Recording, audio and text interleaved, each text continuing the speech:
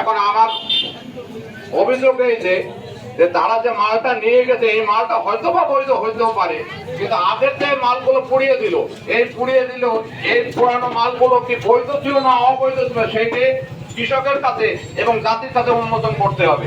ওটা তারা বৈধ মাল পুড়িয়েছে কিনা, এর আমার কাছে ডকুমেন্ট আছে, ছবিও আছে, এবং এইগুলো আমি আপনাদের করাবো, আপনাদের কাছে আমি কৃষকের পক্ষ থেকে পেশ করব।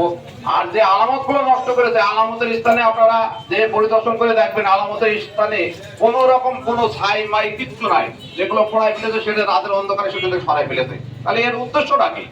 কিন্তু আমি কৃষকের পক্ষ থেকে আমি কৃষকের সাথে একত্রতা প্রকাশ করে আমি আপনাদের কাছে, জাতির কাছে, বিবেকের কাছে আমি উদাত্ত আহ্বান জানাচ্ছি, যাতে এই রকম কর্মকাণ্ড আর কেউ যেন ঘটাতে না পারে। এই জন্য আমি এই অবৈধ ভেজাল কীটনাশক ব্যবসায়ীদের লাইসেন্স বাতিল চাই এবং তাদের শাস্তিমূলক আওতায় আনা চাই এবং কৃষকের ক্ষতিপূরণ দাবি চাই। কারণ জাতি বাঁচলে দেশ বাঁচবে, কৃষক বাঁচলে দেশ বাঁচবে, এই স্লোগান যদি থাকে তাহলে কৃষকের উপর সমর্থন রেখে আমি এই প্রত্যাশা ব্যক্ত করছি যে কৃষকের উপর সমর্থন রেখে আপনারা কৃষকের দাবিটা তুলে ধরেন যাতে এই ধরনের কর্মকাণ্ড কেউ না ঘটাতে পারে। আমি 2 বিঘে কফি চাষ করি, তার কাছ থেকে ওই ওষুধ নিয়ে আমি যে স্প্রে করি আমার কফি সব পুড়ে যায়।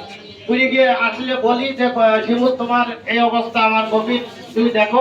সে বলছে যে আপনার বীজ খারাপ ভাই। তখন তো আমরা বুঝতে পারি না, যে 2 নম্বর 1 নম্বর কোনটা।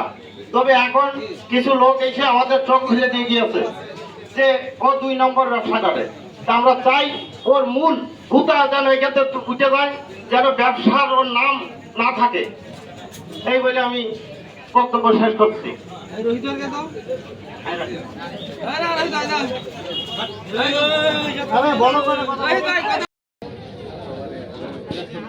জায়গায় ধান বাইরে আমি সরজমিনে দেখাচ্ছি।